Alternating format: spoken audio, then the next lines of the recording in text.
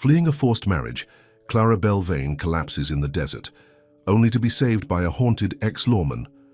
But Blackwood won't stop hunting her. Before we get into the story, comment below where in the world you are watching from today. The sun beat down on Clara Belvane's back like a burning hand. Her dress, once white and flowing for a wedding day, was now stained brown with dust and sweat. She'd been riding for nearly 2 days, stopping only when Junebug, her chestnut mare, needed rest. "Just a little further, girl," Clara whispered, patting the horse's neck. "We'll find water soon." But her words held more hope than truth. Dead woman's. Hollow stretched out before her, a vast emptiness of cracked earth and sparse, twisted brush. No place for a young woman alone. No place for anyone with sense. Clara touched the small leather pouch hanging from her neck. Inside was all she had left in the world. Her mother's silver locket and the $37 she'd managed to save over 5 years of working at her father's failing general store.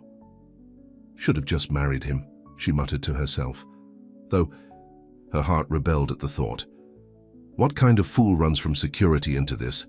The kind whose father had gambled away their livelihood.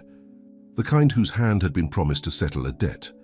The kind who couldn't bear the way Harold Blackwood, cattle baron, town owner, and man of 55 years, looked at her like she was another piece of property to brand. Junebug stumbled, snapping Clara from her thoughts. The horse's breathing came heavy and labored. "No, no, no," Clara said, dismounting quickly. "Come on, girl. You can't give up now." She reached for her canteen, already knowing what she'd find. Bone dry, just like her throat, just like the land stretching endlessly around them. Junebug's legs buckled. The mare went down on her knees, then collapsed onto her side. Her eyes rolled wildly, foam gathering at her mouth. "Please," Clara begged, stroking the horse's muzzle. "Please get up." But Junebug only shuddered. Clara knew the signs of heat stroke. She'd seen it take ranch hands twice her size. The mare wouldn't be getting up again. Tears stung Clara's eyes as she pressed her forehead against her faithful companion's neck. "I'm sorry," she whispered. "I'm so sorry." With nothing left to do for the dying animal, Clara took only what she could carry. Her small pack, the empty canteen, and the worn saddle blanket. She couldn't bear to take the saddle itself. It felt too much like admitting Junebug was gone. For good. Clara started walking. The sun climbed higher. Her lips cracked and bled. The white boots she'd bought for her wedding day, her one vanity, rubbed blisters on her heels until each step became agony. The world narrowed to the horizon line, shimmering with heat. 1 foot in front of the other. 1 more step. Just 1 more. When she finally fell, Clara didn't even feel her body hit the ground. The sky above her spun, brilliant blue darkening at the edges. Her last thought before consciousness slipped away was a bitter one. At least she'd died making her own choice. "You keep sleeping out here and the coyotes'll think you're supper." The voice came from somewhere above her, deep, male, steady. Clara's eyes fluttered open to find a shadow looming over her, a man's silhouette, backlit by the merciless sun. She tried to scramble away, but her body wouldn't cooperate. "Easy now," the voice said. "You're half dead from the heat."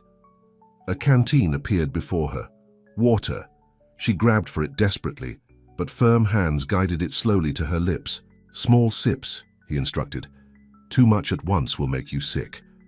Clara obeyed, though every instinct screamed for her to gulp it down.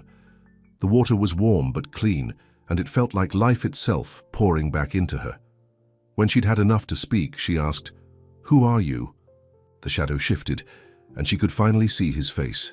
Sun-browned skin, eyes the color of faded denim, a strong jaw darkened with several days' worth of beard. He wore a battered hat that had seen better days and clothes that were patched but clean. "Name's Wes Calder," he said, tipping his hat slightly, "and you're about the last thing I expected to find on my way back from town." Clara tried to sit up. This time he helped her, his hand strong and steady against her back. "Clara," she said, deciding against giving her full name. "Clara Bell." "Well, Miss Clara Bell, you want to tell me what you're doing out here all alone?" She looked away. "My horse died, heat stroke." That explains the how, not the why. Clara met his eyes, weighing how much to say. "I'm heading west, For work. Wes Calder studied her for a long moment.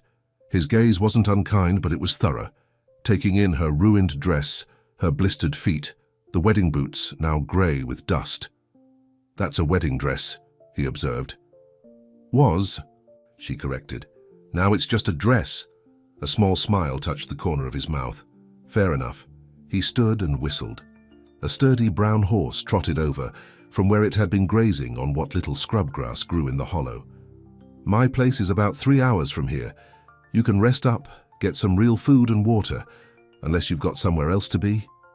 Clara looked around at the empty landscape. Her only other option was death by sun or thirst. "Thank you," she said. Wes helped her onto his horse, then climbed up behind her. She stiffened at the contact, unused to such proximity with a stranger. "With any man, sorry," he said, sensing her discomfort. "But you're in no shape to ride alone, and we need to make good time before the worst heat of the day." Clara nodded, trying to relax. His chest was solid against her back, his arms on either side of her as he held the reins, but he was careful to maintain what space he could between them. They rode in silence for a time, the rhythmic gait of the horse almost lulling Clara back to sleep. She fought to stay awake, not wanting to seem any weaker than she already had. "You running from something or to something?"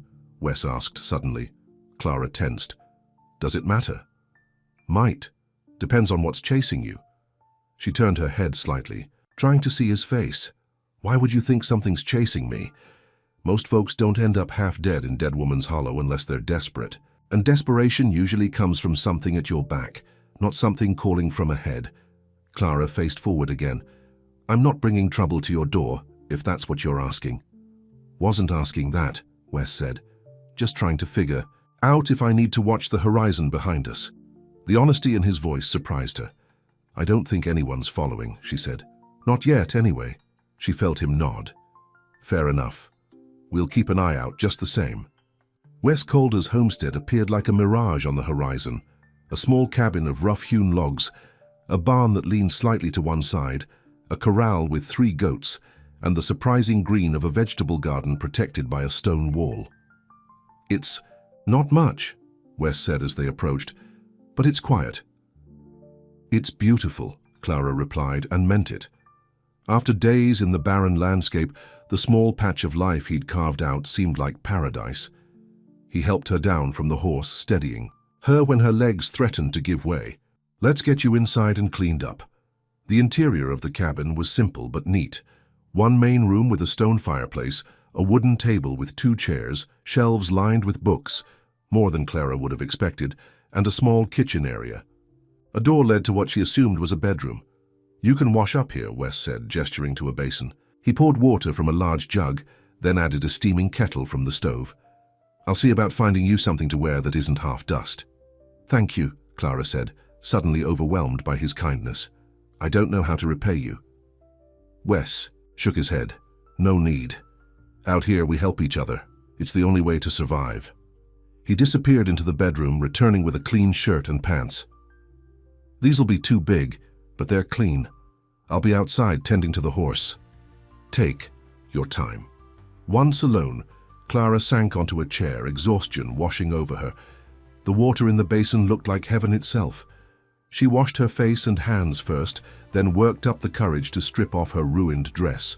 The cool water against her skin felt like a blessing, washing away not just the dust of her journey, but some of the fear as well. The clothes Wes had provided swallowed her small frame, but they were soft from washing and smelled of sunshine. She rolled up the sleeves and pant legs, then used a piece of rope as a belt to keep the pants from falling down. A knock at the door. "Decent?" Wes called. "Yes," she answered. He entered, carrying a bundle of what looked like herbs. "You're looking better already," he said. "Hungry?" Clara's stomach answered with an embarrassing growl. Wes smiled, the first full smile she'd seen from him, and it transformed his face from handsome to nearly breathtaking. "I'll take that as a yes," he said, moving to the stove. Clara watched as he prepared a simple meal, beans, cornbread, and some kind of stew with vegetables from his garden. His movements were efficient, practiced, a man used to taking care of himself. "Have you lived out here long?" she asked. 4 years, he replied. "Came west after He paused. After Kansas. Wanted space to breathe. Clara sensed there was more to that story, but didn't press. She had her own secrets, after all. It's peaceful, she said instead. Wes nodded. That's why I chose it. No one bothers me, and I don't bother anyone. They ate in comfortable silence. The food was simple, but delicious, especially to Clara's starved body. When she'd finished her second helping, Wes pushed a cup of strong coffee toward her. Thank you, she said, for everything. I'd be dead if you hadn't found me. Lucky timing, he replied. I don't usually take that route back from town. Clara studied him over the rim of her cup. Why did you take that route, I mean? Something flickered in his eyes. Felt like I needed to. Can't explain it better than that. He cleared his throat. You can stay here until you're strong enough to travel. The bedroom's yours. I can't take your bed, Clara protested. You're... Not, I sleep out here most nights anyway. Too used to the stars overhead. She wanted to argue, but was too exhausted. Just for tonight, she conceded. Tomorrow we can figure something else out. But tomorrow came with fever. Clara woke shivering despite the summer heat, her skin burning to the touch. The exposure and dehydration had taken their toll. Wes cared for her with a gentleness that surprised her, cool cloths on her forehead, herbal teas that tasted bitter but seemed to help, strong hands supporting her when she needed to drink or use the chamber pot, though he kept his eyes averted, respecting her dignity even in weakness, days blurred together. In her fevered state, Clara sometimes spoke of things she'd meant to keep hidden, her father's gambling, the debts that mounted, Harold Blackwood's offer to wipe it all away if Clara became his wife. He's old enough to be my father, she mumbled, once tossing in sweat-soaked sheets. Said he'd take care of me, said I should be grateful. Hush now, Wes would say, wiping her brow. You're safe here. When the fever finally broke, Clara woke to find Wes asleep in a chair beside the bed, his hand resting near hers as if he'd been holding it. Sunlight streamed through the window, highlighting the angles of his face, softened now in sleep. He looked younger. The worry lines around his eyes smoothed away. She studied him openly, taking in details she'd been too sick or guarded to notice before. A small scar at his temple. The calluses on his hands, working hands, not like the soft, manicured fingers of the men back home. The steady rise and fall of his chest, as if sensing her gaze, his eyes opened. For a moment, they simply looked at each other. You're better, he said, relief evident in his voice. Clara nodded. Thanks to you. Wes straightened in the chair, running a hand through his dark hair. You had me worried for a while there. How long was I sick? 4 days, he said. The doctor from town came by yesterday, said you'd turned the corner. Clara frowned. You brought a doctor all the way out here for me. So you needed one, he said simply, as if it explained everything. I can't pay for a doctor, she admitted, shame coloring her cheeks. Wes waved away her concern. Already taken care of. Doc Jenkins owes me a favor anyway. Clara struggled to sit. Up. Wes moved to help her, adjusting the pillows behind her back. Why are you doing all this? She asked. You don't know me. Wes was quiet for a moment. When I found you out there, something told me you were running from something bad, something you didn't deserve. He met her eyes. Was I wrong? Clara looked down at her hands. No, she admitted, but that doesn't make me your responsibility. Out here we look after each other, he said again. It's how we survive. Is that all this is? Survival. His eyes held hers. For now, that's enough reason, isn't it? Clara couldn't argue with that. I'll help around here, she said. As soon as I'm strong enough, I won't be a burden. You're not, Wes assured her. But if it makes you feel better, there's plenty to do once you're on your feet. Garden needs tending, goats need milking, cabin could use a woman's touch, I suppose. The last part seemed to surprise even him, as if he hadn't meant to say it aloud. I'd like that, Clara said softly. In the days that followed, Clara slowly regained her strength. True to her word, she began helping around the homestead as soon as she could stand without dizziness. She learned to milk the goats. 3 ornery females named Bessie, Daisy, and Trouble. She weeded the garden, surprised at how satisfying it felt to work the earth with her hands. She mended Wes's shirts, which were in worse shape than he'd let. On and in the evenings they talked. Wes told her about his homestead, how he'd built the cabin log by log, how the first year had nearly broken him with its hardships. "Why stay?" Clara asked one night as they sat on the porch, watching the sunset paint the sky in shades of orange and pink. "Stubbornness, maybe," he replied. "Or maybe I needed to prove I could build something that would last." "Did you? Prove? It, I mean?" Wes looked around at his small kingdom. "Getting there," he said. "Some days I believe it more than others." Clara learned that he read poetry. Whitman and Dickinson were favorites, and that he could identify every star in the night sky. She discovered he was patient with the animals, but impatient with himself, that he sang under his breath when he thought no one could hear. What he didn't talk about was Kansas, or why he'd left, or the nightmares that sometimes woke him, leaving him to pace the cabin until dawn. Clara didn't press. She had her own silences, after all. The longer she stayed, the less she spoke of going west. The truth was, she had nowhere to go. No plan beyond escape, and increasingly no desire to leave. One morning, about 3 weeks after Wes had found her, Clara was hanging laundry on the line when she heard hoofbeats approaching. Her heart leapt to her throat. Blackwood's men? But Wes emerged from the barn calm as ever. "Probably just Jenkins," he said, referring to the doctor who'd come to check on her twice since her fever. He said he'd bring more medicine, but it wasn't Jenkins who rode up to the cabin. It was a stranger, a lean man with a pockmarked face and a badge pinned to his vest. "Calder," the man called, dismounting. "Been a while." Wes tensed beside her. "Sheriff Davis, what brings you out this way?" The sheriff's eyes flicked to Clara, curious. "Got some news might interest you." He nodded toward her. "Mum?" Clara nodded back, suddenly conscious of her borrowed clothes and bare feet. "Clara, why don't you head inside?" Wes suggested, his voice carefully neutral. "I'll just be a minute." She wanted to argue, but saw something in his eyes that stopped her. Fear? No. More like wariness. She retreated to the cabin, but stayed near the open window, listening, looking. "For a runaway bride," the sheriff was saying. "Harold Blackwood's woman disappeared right before the ceremony. He's offering a mighty handsome reward for anyone who finds her." Clara's blood turned to ice. "What's it got to do with me?" Wes asked. "I haven't been to town in 2 weeks, just spreading the word," the sheriff said. "Though I did notice you've got company. Pretty young thing." "My cousin," Wes lied smoothly. "From back east. Here for her health." The sheriff chuckled. "Must be working. She looks mighty healthy to me." Something dangerous flickered in Wes's voice. "Was there anything else, Sheriff?" "Yeah, actually. Word is Blackwood's men are searching every homestead between here and the border. Thought you might want to know. Appreciate the warning." The sheriff mounted his horse. "One more thing, Calder. Heard a rumor you used to wear a badge yourself back in Kansas." Wes's silence was confirmation enough. "Thought so," the sheriff said. "Always figured you for law, the way you handle yourself. Don't suppose you'd consider pinning one on again? Town could use a man who knows which end of a gun is which."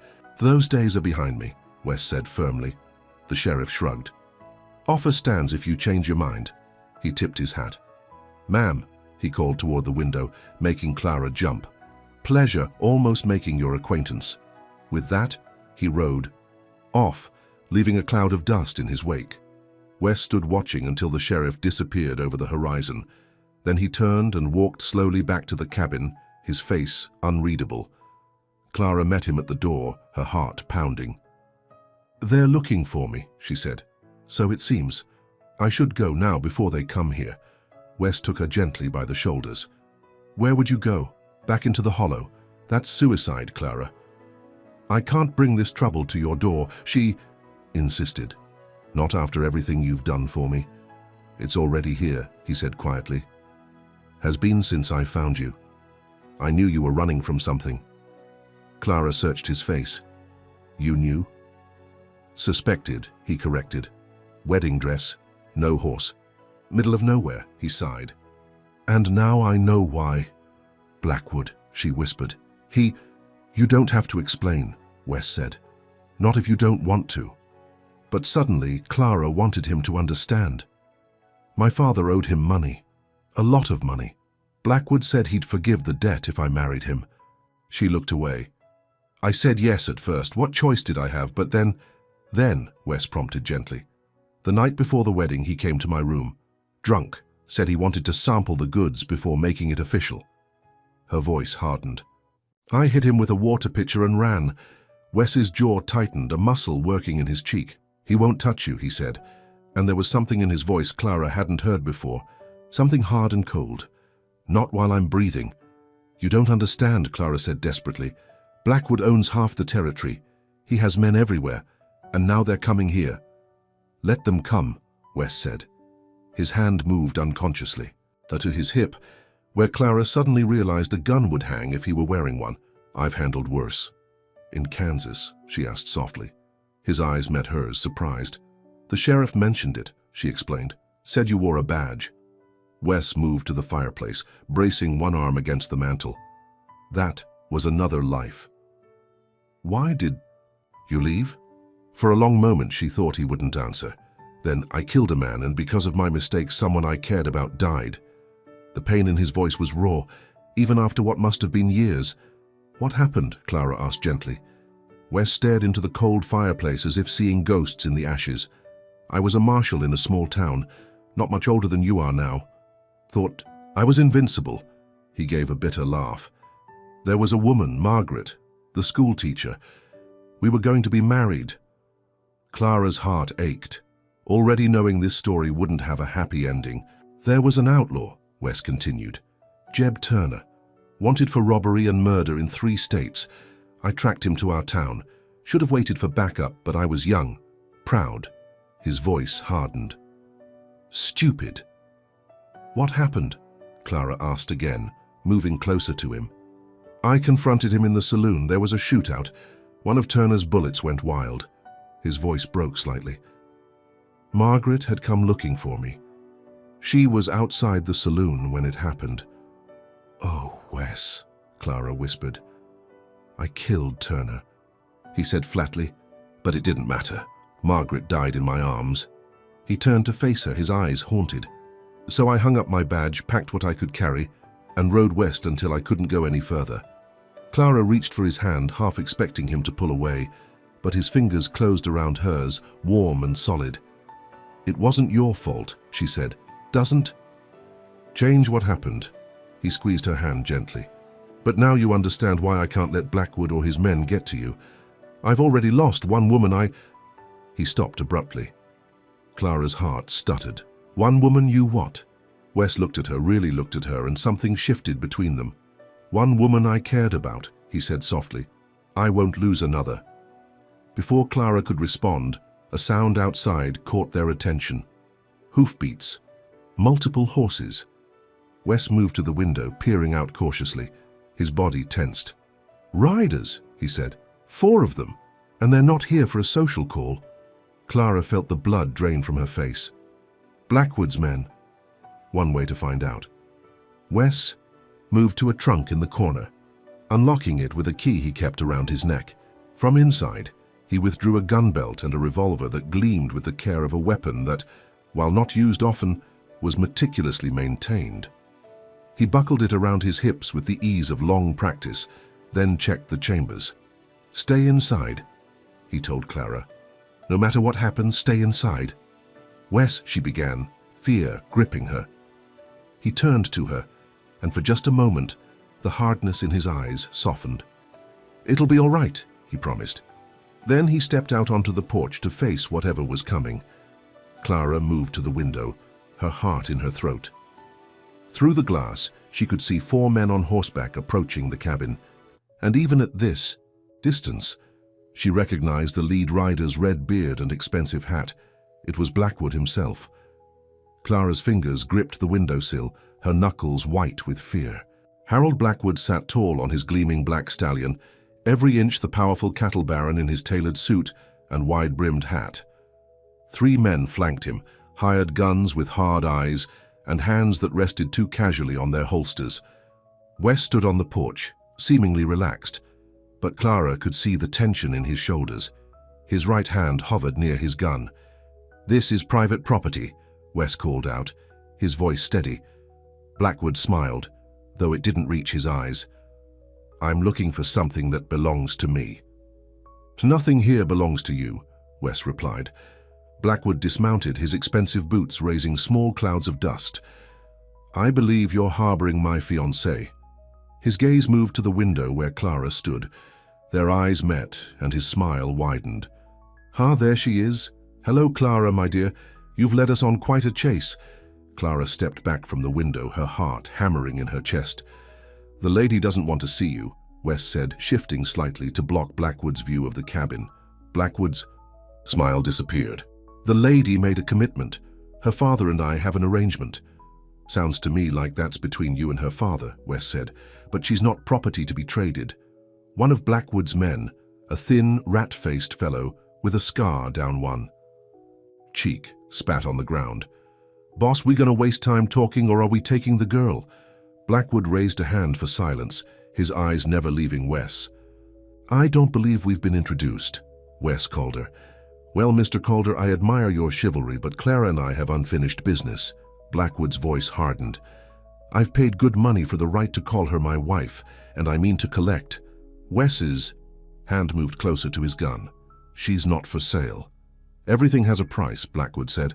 "Name yours." "You need to leave," Wes said, each word precise. "Now." The rat-faced man dismounted, hand on his pistol. "Are you threatening Mr. Blackwood?" "Just stating a fact," Wes replied. "This is my land. You're not welcome here." Clara couldn't stand it any longer. She opened the door and stepped onto the porch, ignoring Wes's warning glance. "Harold," she said, her voice steadier than she felt. "Go home. I'm not marrying you. Not now, not ever." Blackwood's face darkened. "Your father's debts are my father's problem," Clara interrupted. "Not mine. You ungrateful little—" Blackwood started toward the porch. In one fluid motion, Wes drew his gun and cocked it. The sound froze Blackwood mid-step. "That's far enough," Wes said.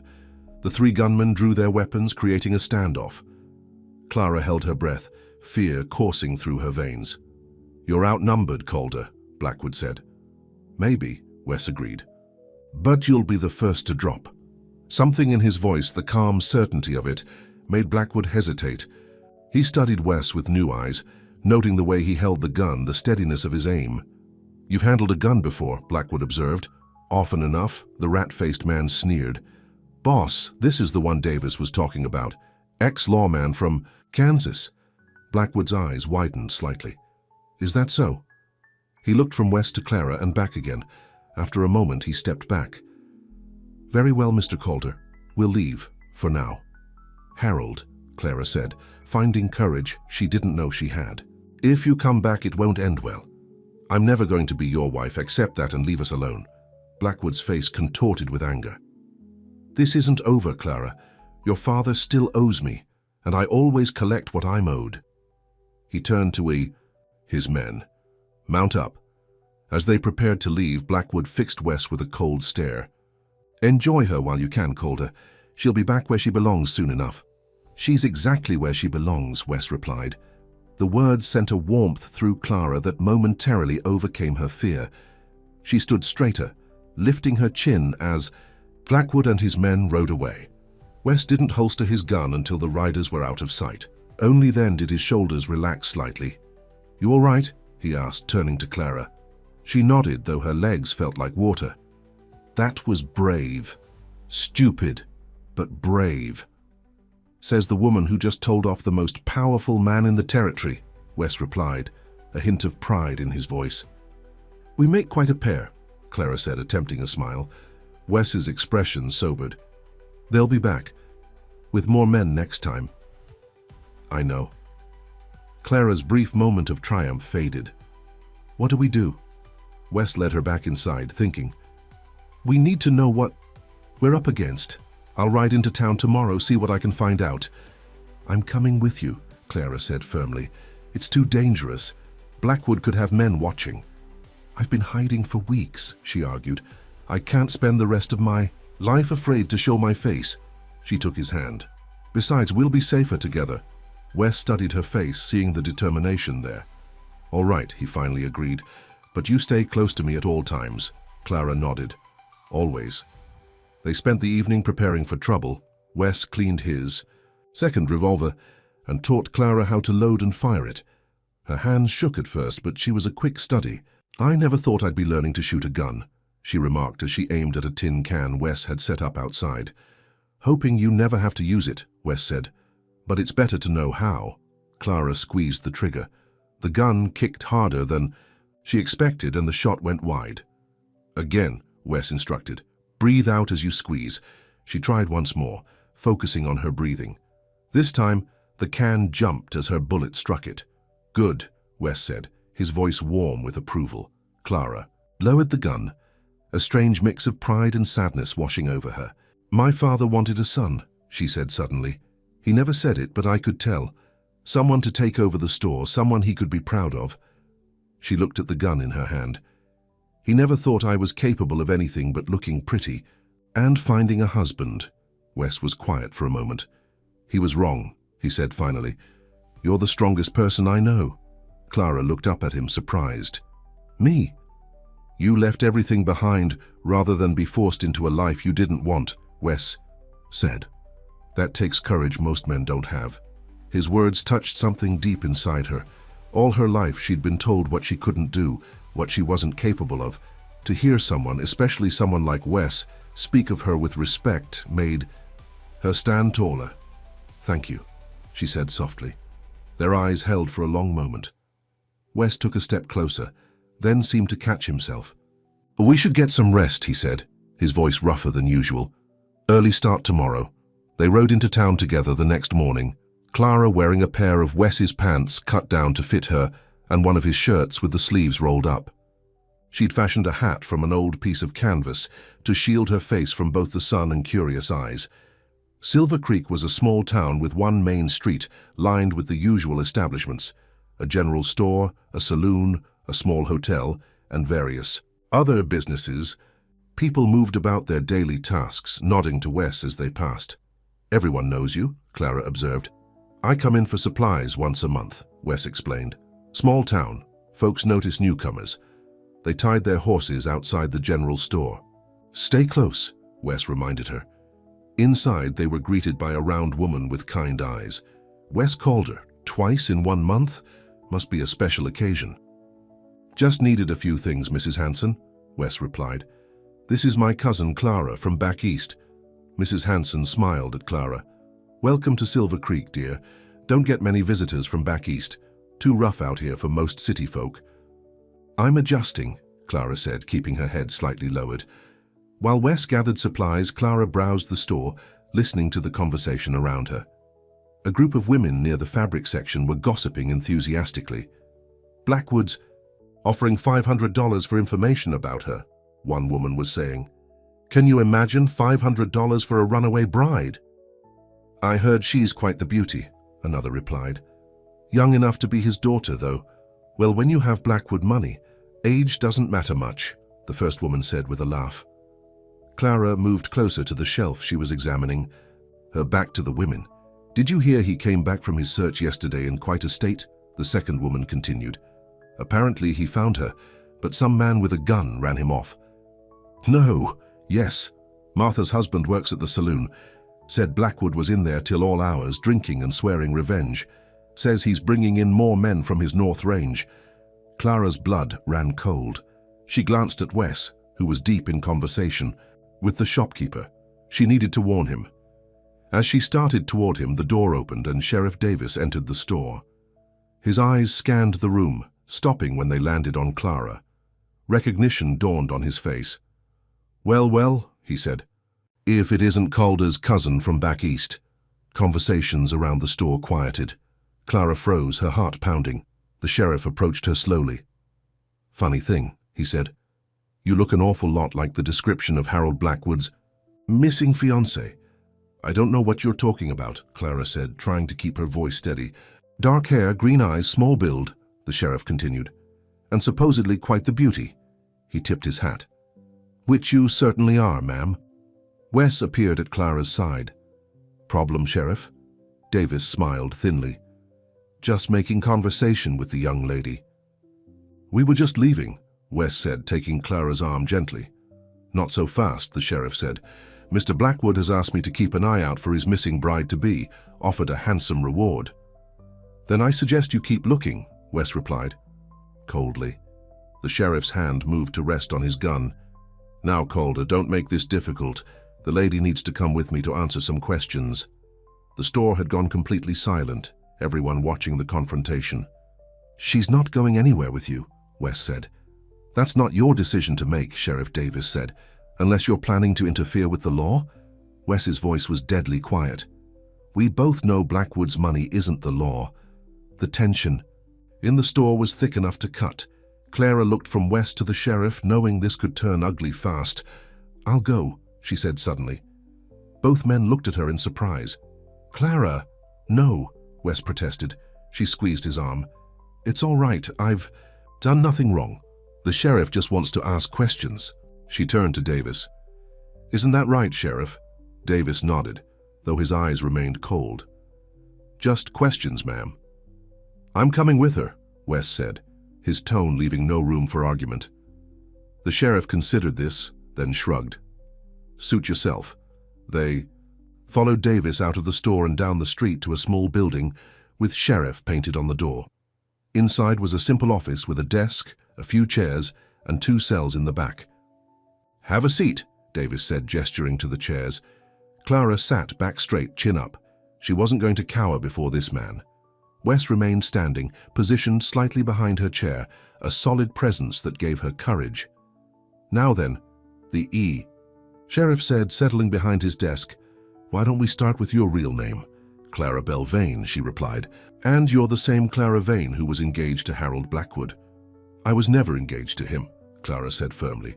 My father arranged it without my consent. Davis raised an eyebrow. That's not how Mr. Blackwood tells it. Says you accepted. His proposal then disappeared the night before the wedding. Stole some valuables too. That's a lie, Clara said, heat rising in her cheeks. I took nothing but what was mine. Your word against his, the sheriff said with a shrug. And in this territory, his word carries more weight than yours. He leaned forward. Mr. Blackwood wants you back, Miss Vane. Says he's willing to forgive your indiscretion. There's nothing to forgive, Clara replied. And I'm not going back, Davis sighed. That complicates things. How so? Wes asked. Well, you see, I've got a man of considerable means claiming this young lady ran out on a commitment and took his property. That gives me cause to detain her. On what charge? Wes demanded. Theft, for starters, Davis said. Maybe breach of contract.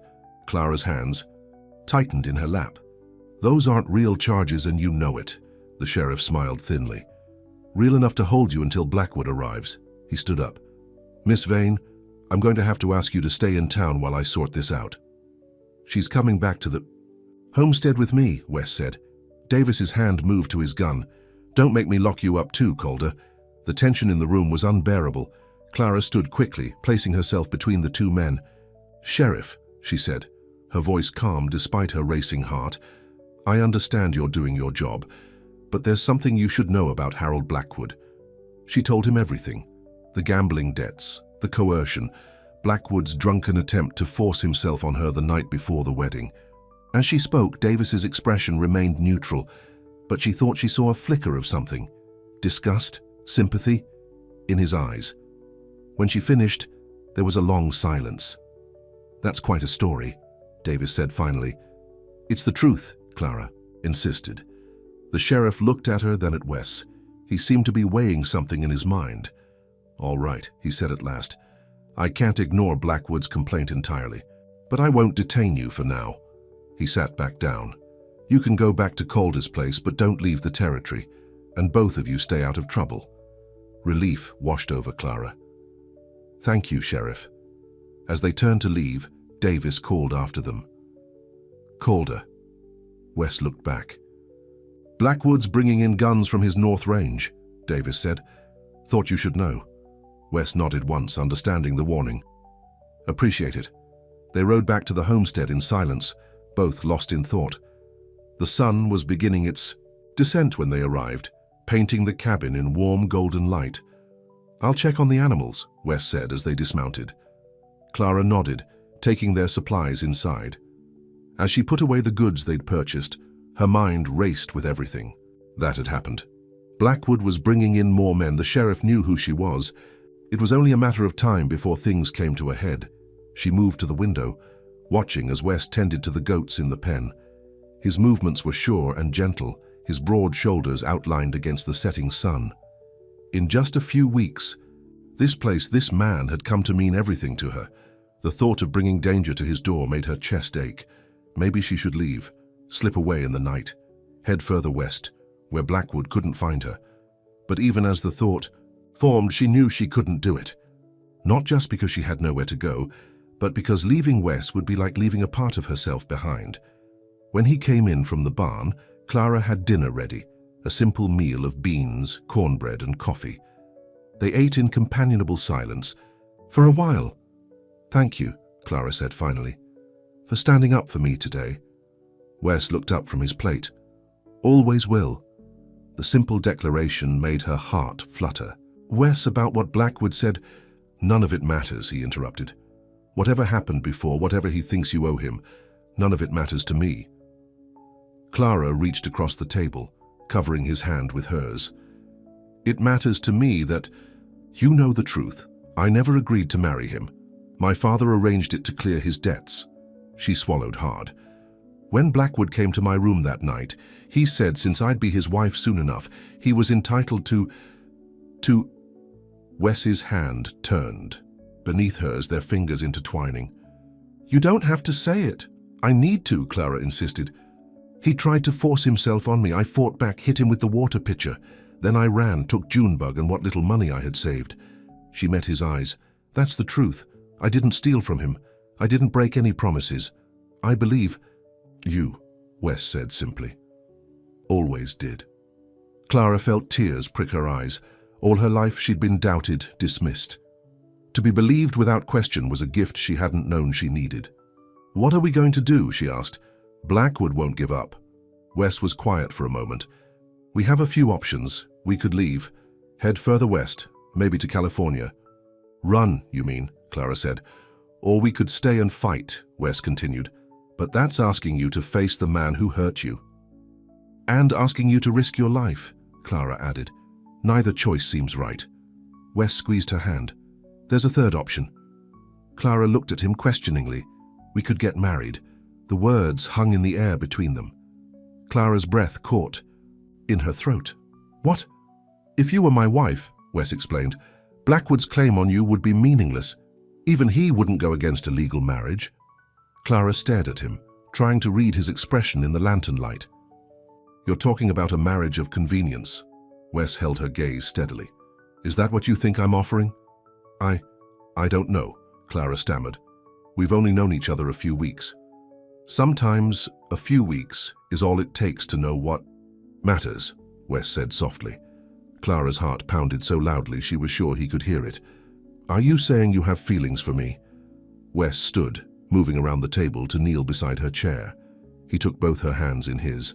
"Clara Belvane," he said, his voice low and serious, "from the moment I found you in that hollow, something changed in me. Something I thought had died years ago." He reached up, gently touching her cheek. "I'm not offering marriage to protect you, though I would do anything to keep you safe. I'm offering it because I love you." Tears spilled down Clara's cheeks. "Wes, A gunshot cracked through the night, shattering the window above them. Wes pulled Clara to the floor as glass rained down. "Stay down," he ordered, reaching for his gun. More shots followed, bullets splintering wood and shattering the quiet of their home. Clara crawled toward the bedroom, Wes close behind her. They made it through the door just as another volley of gunfire erupted. "How many?" Clara gasped. "Can't tell," Wes replied, peering cautiously around the doorframe. "At least 3, maybe more." "Calder!" a voice shouted from outside. "Send the girl out and this ends now." "Go to hell!" Wes called back. More gunfire answered him. A bullet embedded itself in the doorframe, inches from Wes's head. "They've got us surrounded," he muttered, checking his ammunition. Clara's mind raced. They were trapped, outgunned and outnumbered. Fear gripped her, but beneath it was something else. Anger. Anger that these men thought they could take her by force. Anger that they were attacking the home of the man she loved. Yes, loved. She knew it now with sudden clarity.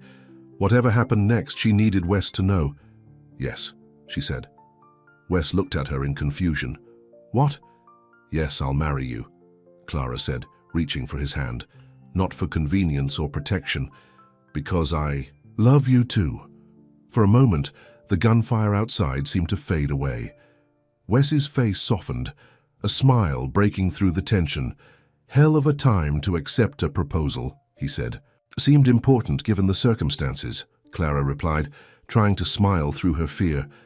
Another bullet hit the wall, sending splinters flying. The moment shattered. We need a plan, Wes said, returning to the window. They're moving closer. Clara looked around the room desperately. There had to be a way out of this. Her eyes fell on the floorboards beneath the bed. Wes, she said urgently. Is there a cellar? A way out? He followed her gaze. Under the bed. Trapdoor leads to a root cellar. There's a tunnel that comes out near the creek. Dug it my first year here in case of trouble. Hope flared in Clara's chest. We can escape. Wes was already moving the bed. He lifted the hidden door, revealing a dark space below. You go first, he said. Follow the tunnel all the way to the end. Don't stop, don't look back. Clara stared at him. What do you mean, you're coming with me? Someone has to hold them off, Wes said grimly. Give you time to get clear. No, Clara said fiercely. I'm not leaving you. Clara, no, she repeated, grabbing his arm. We go together or not at all, I won't lose you. The determination in her voice must have reached him. Wes looked at her for a long moment, then nodded. Together, he agreed. Another barrage of gunfire hit the cabin. They could hear men shouting, moving closer. Hurry, Wes urged, helping Clara into the dark hole. He followed quickly, pulling the trapdoor closed above them. The cellar was pitch black and smelled of earth and damp. Wes fumbled in his pocket, producing a small box of matches. The tiny flame revealed a low-ceilinged space with shelves of preserved food and a narrow tunnel opening on the far side. This way, Wes whispered, taking Clara's hand. They crawled through the tunnel, the earth close around them. Clara could hear her own breathing, loud in the confined space. Behind them, muffled by dirt and distance, came the sounds of men breaking into the cabin. Almost there, Wes encouraged, as the tunnel began to slope upward. They emerged into the cool night air near a small creek about 100 yards from the cabin. In the moonlight, Clara could see men moving around the homestead, torches in hand. They're going to burn it, she realized with horror. Wes's jaw tightened, but he didn't look back. Just things, he said, though she could hear the pain in his voice. We can rebuild. They crept along the creek bed, keeping low. Wes led her to a small clearing where, to Clara's surprise, his horse was waiting, tethered to a tree. So you planned for this, she said. Always have a way out, Wes replied, helping her mount. Old habit from Kansas. He swung up behind her, and they set off at a gallop, away from the homestead. Clara glanced back once to see flames beginning to be lit at the cabin roof, illuminating the figures of men searching the property. Tears stung her eyes, not just for the home being destroyed, but for everything it represented. The peace she'd found there, the love that had grown within those walls. Wes's arms tightened around her. Don't look back, he said softly. What matters is right here. Clara leaned into his strength, drawing comfort from his presence. They rode through the night, two souls bound by love and danger, heading toward an uncertain future. Behind them, the homestead burned, a beacon in the darkness. They rode through the night, the horses' hooves pounding a desperate rhythm against the hard-packed earth. Clara's body ached from the punishing pace, but she didn't complain. Behind them, somewhere in the darkness, Blackwood's men would be following. Wes kept them moving until the first grey light of dawn crept across the eastern sky. Only then did he slow their pace, guiding the horse into a narrow canyon where a small stream trickled between rocky walls. We'll rest here, he said, his voice rough with exhaustion. Horse needs water, so do we. Clara slid from the saddle, her legs nearly buckling beneath her. Wes caught her arm, steadying her. You all right? He asked, concern etching lines around his eyes. Clara nodded, though every muscle in her body screamed in protest. Just stiff. Wes led the horse to the stream, then filled their canteen. He offered it to Clara first. The water was cool and tasted of minerals, the best thing she'd ever drunk. "Where are we?" she asked, looking around at the unfamiliar terrain. "About 15 miles from the homestead," Wes replied. "There's a line shack about 2 miles ahead, belongs to the Double C Ranch, but they don't use it much this time of year. We can rest there for a day or two." Clara sank down on a flat rock, the events of the past night catching up with her. "They burned your home," she said, her voice breaking. "Everything you built, because of me." Wes crouched in front of her, taking her hands in his. "Not because of you," he said firmly. "Because of Blackwood. Because of men who think they can own people." His thumbs traced gentle circles on her skin. "And it was just a cabin, Clara.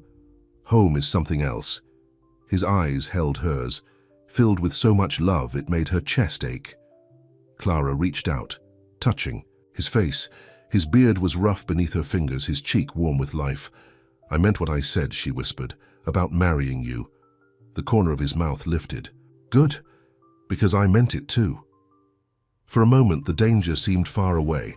It was just the two of them, connected by something stronger than fear. But reality intruded all too quickly. Wes stood, scanning the horizon. "We should keep moving. They'll be searching." They mounted again, Wes behind Clara, his arms secure around her waist. As they rode, Clara leaned back against his chest, drawing strength from his solid presence. "What will we do now?" she asked. Wes was quiet for a moment. "We have 2 choices," he said finally. "Keep running, head to California, Oregon, somewhere. Blackwood has no reach. Or we end this." "End it how?" "We go back," Wes said. "Face him." Clara twisted in the saddle to look at him. "Go back? That's suicide." "Running is no life," Wes replied. "Always looking over your shoulder, never putting down roots. I've lived that way, don't want it for you, for us." "But Blackwood has men, money, the sheriff in his pocket." "Not everyone," Wes interrupted. "Not Davis," Clara frowned. "The sheriff. He was ready to lock me up. He was doing his job," Wes said. "But he warned us about Blackwood's men. And he let us go, even knowing who you were." He paused. "Davis is a lot of things, but he's not corrupt. Not entirely. And he's not the only one in town who's tired of Blackwood's power." Hope flickered in Clara's chest, but fear quickly dampened. Even if that's true, what chance do we have against him?" Wes's arms tightened around her. "We fight smart, not desperate. We gather allies, evidence maybe of his wrongdoing." "Evidence? Men like Blackwood don't get rich by playing fair," Wes said. "He's hurt others besides you. We just need to find them." Clara considered this, turning the idea over in her mind. It was dangerous, perhaps foolishly so, but the alternative, a life on the run, always afraid, was no real life at all. "All right," she said at last. "But not yet. We need time to plan, to rest." Wes nodded. "First the line shack, then we figure out our next move." The line shack was little more than a one-room cabin with a sagging roof and dirt floor, but it offered shelter and relative safety. A stone fireplace took up one wall, and a narrow cot stood in the corner. Supplies, beans, coffee, ammunition, lined crude shelves left for cowboys who might need emergency provisions. "Not exactly the Blackwood mansion," Wes said as they entered, "but it'll do for now." Clara looked around. "It's perfect." While Wes tended to the horse, hiding it in a stand of trees behind the shack, Clara swept the floor and built a small fire. The familiar tasks helped calm her racing thoughts. By the time Wes returned, she had coffee brewing, the rich aroma filling the small space. "Smells like heaven," he said, hanging his hat on a peg by the door. Clara poured him a cup. "It's the least I can do after—" "Don't," Wes said gently. "What happened, happened. No point in blame." They sat together on the edge of the cot, sipping coffee in companionable silence. Exhaustion hung heavy on both of them. "You should rest," Wes said. "I'll keep watch." Clara shook her head. "You need sleep too." She hesitated, then added, "We could both use the cot, it's big enough." A slow smile spread across Wes's face. "People would talk." "Let them," Clara replied, surprising herself with her boldness.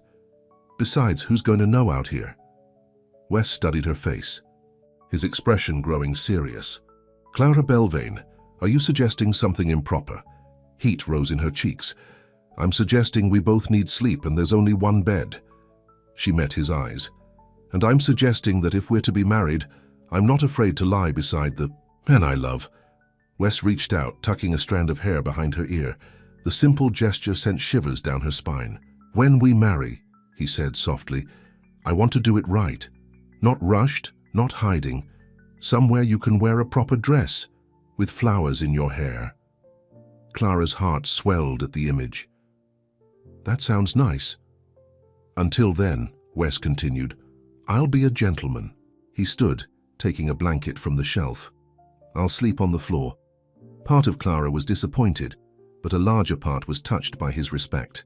It was so different from Blackwood's entitled pawing, from her father's callous bargaining of her future. Wes saw her as a person to be honored, not a possession to be claimed. You're a good man, Wes Calder, she said. He smiled. Just trying to deserve you. Clara woke to sunlight, streaming through the shack's single window. For a moment, disorientation gripped her. This wasn't Wes's cabin, with its familiar smells of coffee and wood smoke. Then, memory returned. The attack, the flight through the night, the line shack. She sat up quickly, looking for Wes. His blanket lay folded on the floor, but he was nowhere in sight. Panic squeezed her chest. Had Blackwood's men found them? Had Wes gone outside and been captured, or worse? She was reaching for her boots when the door opened. Wes stepped in, carrying a rabbit. Morning, he said, noting her alarm. Just checking traps. Thought you could choose the sleep. Relief washed over Clara. I know, Wes said, understanding without her having to explain. But we're safe here, at least for now. No sign of riders. While Wes skinned the rabbit outside, Clara made coffee and heated the last of yesterday's biscuits. The simple domestic routine felt incongruous given their circumstances, yet comforting all the same. They ate breakfast in the sunshine outside the shack, letting the warmth chase away the chill of the night. Birds called from the scrubby trees, and a gentle breeze rustled the tall grass. It was hard to believe in such peaceful surroundings that men were hunting them. How long can we stay here? Clara asked. Another day, maybe 2, Wes replied.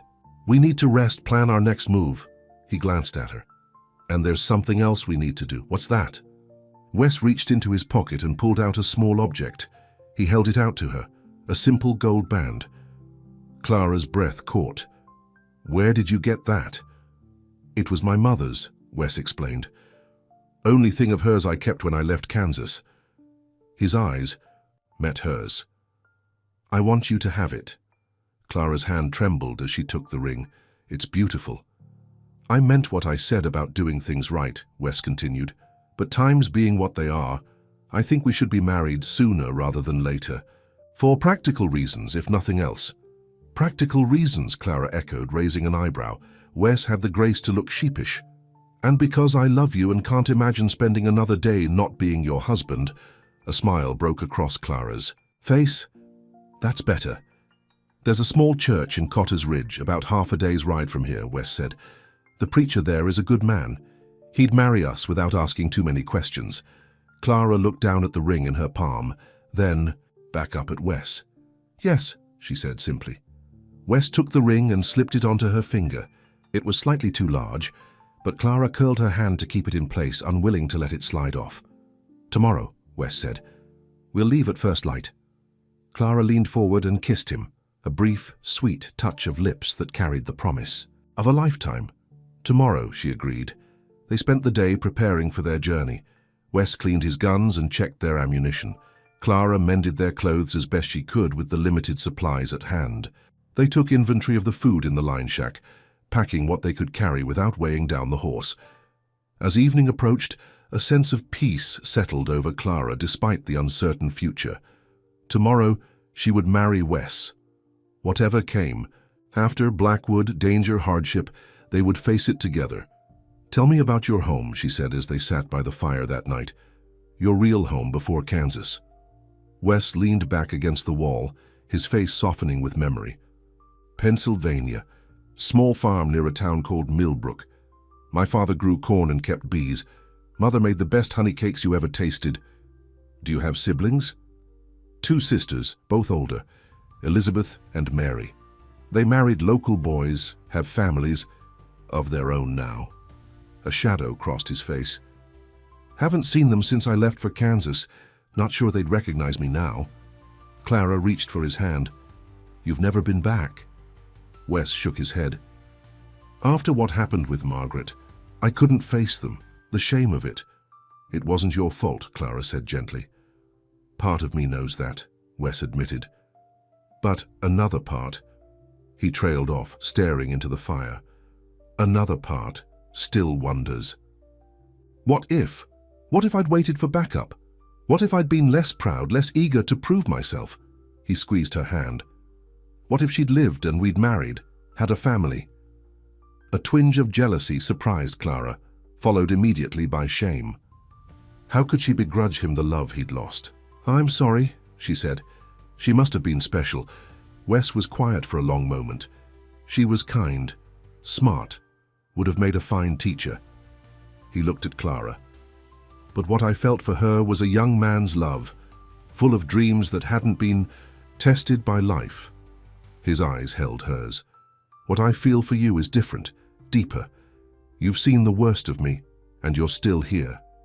Clara moved closer to him. And I always will be. They sat together, watching the fire burn down to embers. Outside, night creatures called to one another in the darkness. Tomorrow would bring whatever it would bring. Tonight, they had this moment of peace. Morning came with an unexpected sound. Hoofbeats approaching the shack. Wes was on his feet, instantly, gun in hand. Stay inside, he whispered to Clara. If anything happens, take the horse and ride east. There's a settlement about 20 miles that way. Before Clara could protest, he slipped outside, closing the door behind him. Clara grabbed her own gun, moving to the window. Through the grimy glass, she could see a single rider approaching, not the group she'd feared. As the figure drew closer, she recognized the glint of a badge on his chest. Sheriff Davis. Her heart pounded. How had he found them? Had he come to arrest her, to take her back to Blackwood? She heard Wes's voice, too low to make out the words. The sheriff dismounted, and the 2 men stood talking. To her surprise, there seemed to be no hostility between them. After a few minutes, Wes glanced toward the shack and gestured for her to come out. Cautiously, Clara opened the door, keeping her gun at her side. It's all right, Wes called. He's alone. Clara approached slowly, eyes fixed on the sheriff. How did you find us? Wasn't hard, Davis replied. Not many places to hide in this territory, and I figured Calder would know about this shack. He tipped his hat. Ma'am? What do you want? Clara asked, not returning the greeting.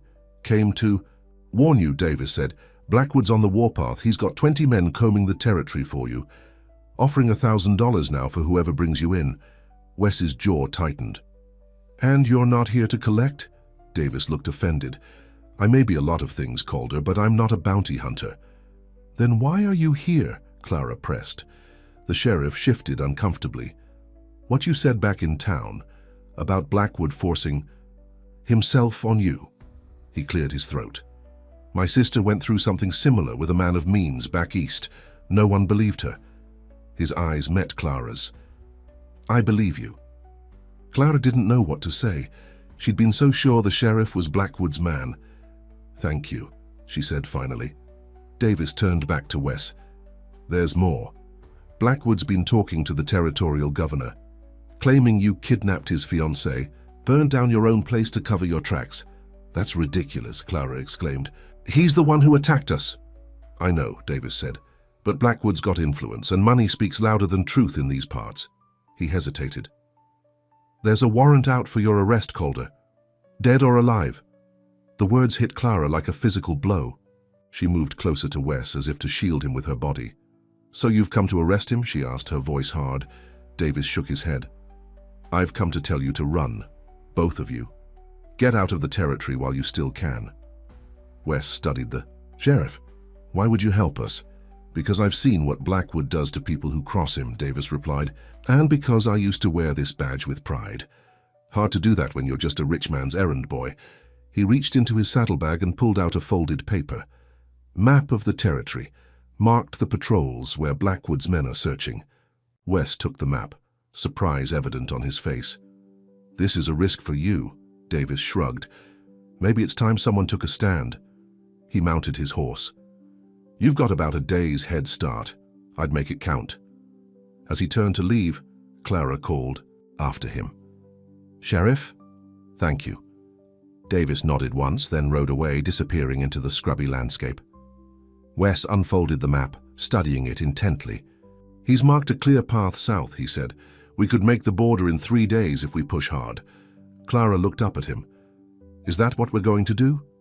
Run?" Wes was quiet for a long moment. "What do you want to do?" It was a simple question, but one that cut to the heart of everything.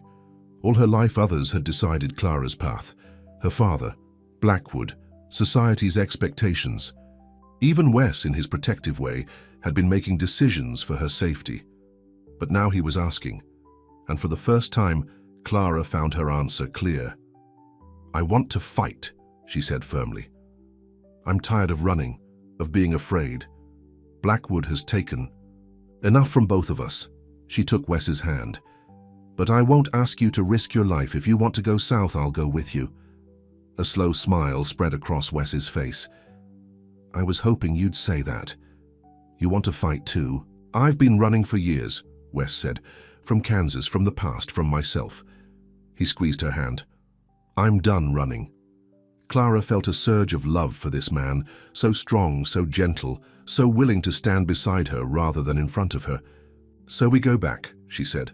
Wes nodded. "We go back, but first..." He folded the map and tucked it into his pocket.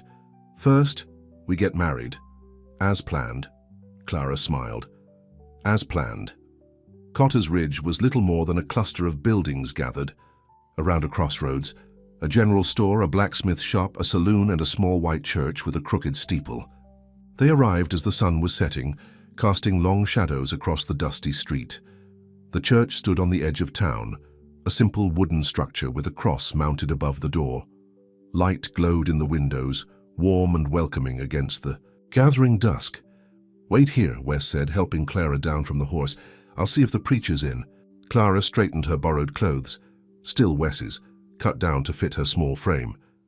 Not the wedding dress she'd once imagined, but somehow more meaningful for all they'd been through. Wes knocked on the church door. After a moment, it opened, revealing a grey-haired man with kind eyes and a well-worn Bible in his hands. "Evening, friend," the man said. "Service isn't till Sunday." "Not here for service, preacher," Wes replied. "My name's Wes Calder. I'm looking for Reverend Thomas." The man's face brightened. "That's me. What can I do for you, Mr. Calder?" "We'd like to get married," Wes said, gesturing to Clara. "Tonight, if possible." Reverend Thomas peered at them over his spectacles. "Married? Tonight?" He studied their faces, noting perhaps their travel-worn appearance, the wariness in their eyes. "Seems mighty urgent." "It is," Wes admitted. "We've got trouble at our backs and a hard road ahead, but we want to face it together, proper and legal." The Reverend considered this. "Running from the law?" "No, sir," Clara spoke up, stepping forward. "Running from a man who thinks he owns me." Something in her voice must have reached the old preacher. His eyes softened. "Well now," he said, "that's a different matter." He opened the door wider. "Come in, both of you. My wife will want to meet the bride." Inside, the church was simple but beautiful. Wooden pews lined a center aisle leading to a modest altar. Candles provided the only light, casting a golden glow over everything. Reverend Thomas introduced them to his wife, Martha, a plump, cheerful woman who immediately took Clara under her wing. "You can't get married in those clothes." "Dear," she declared, "come with me." Before Clara could protest, Martha led her to a small room off the sanctuary. Inside was a cedar chest, which the older woman opened to reveal a folded dress of pale blue. "My daughter's," Martha explained. "She wore it for her wedding 5 years ago, lives in Denver now with her husband and 2 little ones." She held the Eoboy dress up. "Might be a bit large, but we can pin it." Tears welled in Clara's eyes at the unexpected kindness. "I couldn't." "Nonsense," Martha interrupted. "Every bride deserves to feel beautiful on her wedding day, no matter the circumstances." She smiled gently. and I think you two could use a bit of blessing right now." 20 minutes later, Clara stood before a small mirror, hardly recognizing herself. The blue dress had been pinned and tucked to fit her frame. Martha had brushed and arranged her hair, weaving small white flowers from her garden into the dark. Strands. "There now," Martha said, stepping back to admire her work. "You look lovely." Clara touched the fabric of the dress, overcome with emotion. "Thank you," she whispered, "for everything." Martha patted her hand. "Be happy, child. Whatever troubles you're facing, face them together." She moved to the door. "So now I believe there's a young man waiting to make you his wife." Wes was standing at the altar when Clara entered the sanctuary. He'd washed up, combed his hair, and borrowed a clean shirt from the Reverend. But it was the expression on his face when he saw her that made Clara's heart soar. A look of such wonder and love that it took her breath away. She walked down the aisle alone, her steps steady despite the emotion threatening to overwhelm her. When she reached him, Wes took her hands in his. "You're beautiful," he whispered.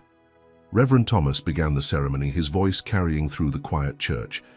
He spoke of commitment, of facing life's storms together, of love that endures hardship.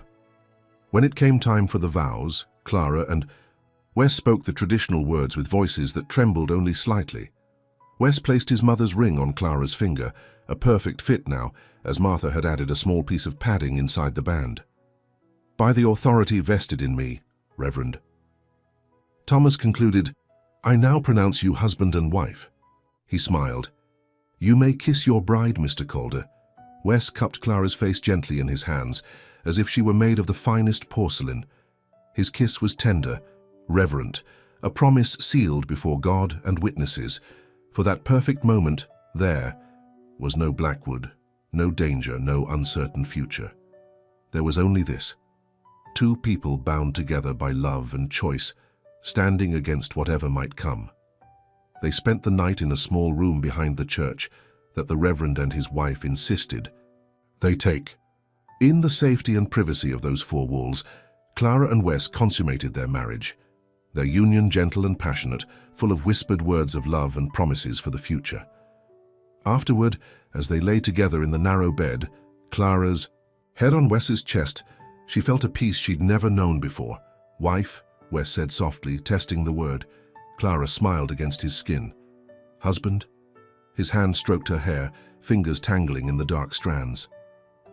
"Whatever happens tomorrow," he said, "I want you to know these have been the best weeks of my life." Clara raised her head to look at him. "Don't talk like that, like it's ending." "Not ending," Wes assured her, "just changing. The road ahead won't be easy." "I know," Clara said, "but we'll face it together."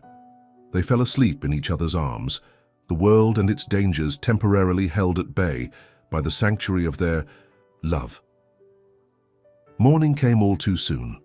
They dressed quietly, Clara reluctantly folding the blue dress and returning it to Martha with heartfelt thanks. "Keep it," Martha insisted, "for when this trouble is past and you can celebrate properly." The hope in the older woman's voice brought tears to Clara's eyes. She hugged Martha tightly, then the Reverend. "God go with you both," Reverend Thomas said as they mounted Wes's horse. They rode away from Cotter's Ridge as the sun cleared the horizon, casting long shadows before them. Clara sat in front of Wes, his arms around her waist, a position that had become familiar and comforting. "Where to now?" she asked. "Silver Creek," Wes replied. "Time to end this." Clara nodded, resolve hardening within her. She was no longer just Clara Belvane, the girl who had run from a forced marriage. She was Clara Calder now, a woman fighting for her future. They rode through the day, stopping only to rest the horse and eat a quick meal from their provisions. By late afternoon, they were within sight of Silver Creek. Wes reined in the horse on a ridge overlooking the town. From this distance, it looked peaceful, just a collection of buildings nestled in the valley. "We need to be smart about this," Wes said. "Can't just ride in. Blackwood will have men watching." The roads. Clara scanned the town, thinking. What about Sheriff Davis? Could he help us? Maybe, Wes said, if he's still willing to stand against Blackwood. He pointed to a building on the edge of town. That's the jailhouse. If we could get to Davis without being seen. What about after dark? Clara suggested. Less chance of being spotted. Wes nodded. Good thinking. We'll wait in those trees until nightfall, then make our way in. They retreated to a small copse of trees about half a mile from town, tethering the horse where it couldn't be seen from. The road. As the sun began its descent, they shared the last of their food and planned their approach. Once we're in town, Wes said, we stay together. No matter what happens. Clara took his hand. No matter what. Darkness fell, blanketing the landscape. In shadows. They waited until the moon was high, providing just enough light to see by without making them too visible. Ready? Wes asked, checking his gun one last time. Clara nodded, her own weapon secure at her waist. She'd practiced with it. Over the past days, becoming more comfortable with its weight and power. She prayed she wouldn't need to use it, but if it came to protecting Wes or herself, she wouldn't hesitate. They made their way down the ridge, staying low and moving from shadow to shadow. The town was mostly dark, with only a few windows still, showing light, the saloon predictably and a couple of residences. As they approached the edge of town, a dog barked somewhere in the distance. They froze, waiting to see if anyone would investigate. When no one appeared, they continued on, more cautiously now. The jailhouse stood at the far end of the main street, a small square building with barred windows. A lamp burned in the front, window suggesting someone was inside. Stay close, Wes whispered, leading Clara along the backs of buildings, avoiding the open street. They were nearly to the jailhouse when a voice called out behind them. That's far enough. Clara's blood ran cold. She and Wes turned slowly to find themselves facing three men, guns drawn. She recognized one of them, the rat-faced man who had been with Blackwood at the homestead. Well, well, Ratface said, grinning, to reveal tobacco-stained teeth. Look what we found. Blackwood's gonna be mighty pleased. Wes pushed Clara slightly behind him, his hand hovering near his gun. We're not looking for trouble, he said. Should have thought of that before you stole. The boss's woman, one of the other men replied. I was never his, Clara said fiercely, stepping out from behind Wes. And I'm not now. I'm Mrs. Wes Calder, legal and proper. Ratface laughed. Don't matter what you call yourself, Missy. Blackwood wants you back, and he wants this one dead. He gestured at Wes with his gun. And what Blackwood wants, Blackwood gets. Not this time, Wes said, his voice deadly calm. What happened next seemed to unfold in slow motion. Ratface's finger tightened on the trigger. Wes reached for his gun, with lightning speed. Clara moved without thinking, trying to push Wes out of the line of fire. A shot cracked through the night. Clara felt something hot and sharp tear through her side. She stumbled, a cry escaping her lips. Clara! Wes's voice seemed to come from far away. More gunshots. Shouting. The world tilted sideways as Clara fell, darkness encroaching on the edges of her vision. The last thing she saw was Wes's face above. His eyes wild with fear and rage, then nothing. Clara floated in darkness, disconnected from time and place. Occasionally, voices penetrated the void, Wes's urgent and pleading, another unfamiliar giving instructions, and sometimes, most disturbingly, Blackwood's, though she couldn't make out the words. Pain came and went in waves, centered in her, side but radiating outward like ripples in a pond. Sometimes it receded enough that she almost surfaced to consciousness. Other times it drove her deeper into the darkness. When she finally opened her eyes, she was in a strange room. Sunlight streamed through partially closed curtains, illuminating simple furnishings, a dresser, a chair, the bed she lay in. Her side was bandaged tightly, the white fabric visible beneath the nightgown someone had dressed her in. Every breath brought a dull ache, but it was manageable. Wes, she called, her voice a raspy whisper. The door opened immediately, but it wasn't Wes who entered. It was Sheriff Davis, Mrs. Calder, he said, relief evident in his voice. You're awake. Clara struggled to sit up, wincing at the pain. Where's my husband? Where's Wes? Davis approached the bed, his expression grave. You need to rest. You've been shot. Doc Jenkins says you're lucky. Bullet went clean through, missed anything vital. Where is Wes? Clara demanded, fear clutching at her heart. The sheriff sighed, heavily. Blackwood has him. The words hit Clara like a physical blow. No, she whispered. How? Davis sat in the chair beside the bed. After you were shot, all hell broke loose. Wes took down 2 of Blackwood's men, but there were more coming. He was carrying you, trying to get you to safety." He looked away. Blackwood himself showed up with a dozen guns, offered Wes a deal. "He surrenders, you get medical attention." "And he agreed?" Clara asked, though she already knew the answer. "Of course, Wes would sacrifice himself for her." Davis nodded. "Didn't have much choice. You were bleeding bad." Clara closed her eyes, tears slipping down her cheeks. "Where is he now? Is he—" She couldn't bring herself to finish the question. "He's alive," Davis assured her. "Blackwood's holding him at his ranch. Word is he's planning some kind of public spectacle, wants the whole town to see what happens to men who cross him." "We have to help him," Clara said, throwing back the covers despite the pain. "We have to get him out." Davis gently but firmly pushed her back against the pillows. "You're in no condition to go anywhere, and Blackwood's ranch is like a fortress right now." "I don't care," Clara said fiercely. "He's my husband. I won't let him die because of me." The sheriff studied her face, seeing perhaps the determination that had driven her to flee Blackwood in the first place. "You really love him, don't you?" he asked. "More than my life," Clara replied without hesitation. Davis was quiet for a moment. "There might be a way," he said finally, "but it's risky, and you'd have to be strong enough to travel." Hope flared in Clara's chest. "I'm stronger than I look, Sheriff, and for Wes, I'd crawl through fire if I had to." A slight smile touched Davis's lips. "I'm starting to see why Calder fell for you." He stood. "Rest for now, gather your strength. I'll come back tonight, and we'll talk about what might be done." As he turned to leave, Clara caught his arm. "Sheriff, thank you for helping us." Davis looked down at her hand, then back to her face. "Don't thank me yet, Mrs. Calder. We're about to take on the most powerful man in the territory, and if we fail—" He didn't finish the thought. He didn't need to. Clara knew what was at stake. Her life, Wes's life, their future together. But there was something Davis didn't understand, something perhaps even Wes didn't fully grasp. Clara had spent her entire life being underestimated, being seen as weak and helpless, first by her father, then by Blackwood. No more. She was Clara Calder now, and she would move heaven and earth to save the man she loved. As the door closed behind the sheriff, Clara whispered a promise into the quiet room. "Hold on, Wes. I'm coming for you." Outside the window, storm clouds gathered on the horizon, dark and threatening, a fitting backdrop for what was to come. Clara stared at her reflection in the small mirror above the wash basin. 3 days had passed since she'd woken in Sheriff Davis's spare room. Her face was pale, dark circles shadowing her eyes, but determination burned in her gaze. She lifted her shirt carefully, examining the bandage on her side. The wound still ached, but the bleeding had stopped. Doc Jenkins had visited that morning, declared her healing well, and warned her against any foolishness.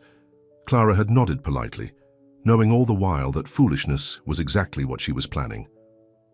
A knock at the door drew her attention. "Come in," she called. Sheriff Davis entered, his hat in his hands. "Evening, Mrs. Calder. How are you feeling?" "Well enough," Clara replied. "What news?" The sheriff's face was grim. "Blackwood's made his announcement. Tomorrow at noon he's bringing Wes to the town square. Says he wants to make an example of him." Clara's hands tightened on the edge of the basin. "Has he hurt him?" "Not too badly from what I hear. Wants him standing for whatever he's got planned." Davis hesitated. "Mrs. Calder, Clara, there's still time for you to get away. I can arrange a horse, supplies." Clara turned to face him fully. "We've had this conversation, Sheriff. I'm not leaving without my husband." Davis sighed. "I figured you'd say that." He reached into his pocket and withdrew a folded paper.